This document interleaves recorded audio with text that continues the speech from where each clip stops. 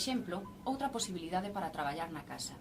A través dunha luva negra que todos maioritariamente temos nas nosas casas para o inverno, o que fixemos foi dar unha serie de puntadas de diferentes cores, de tal xeito que no dorso da man, onde está o color que se vai a repetir máis intensamente ao longo do conto, puxemos un círculo verde.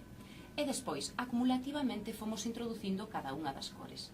De tal xeito que poderíamos utilizar esta luva e estas cores para facer unha lectura secuenciada do conto de xeito rítmico, pero con un elemento que para eles resulta sempre moi apetecible, que é o da man e o da mobilidade dos dedos. Quedaría desta maneira o conto recitado así. Verde, verde, verde, o crocodilo que se perde. Azul, azul, azul, e sobe nun baúl. Verde, verde, verde, o crocodilo que se perde. Amarelo, amarelo, amarelo, e o baúl nun castelo. Verde, verde, verde, o crocodilo que se perde.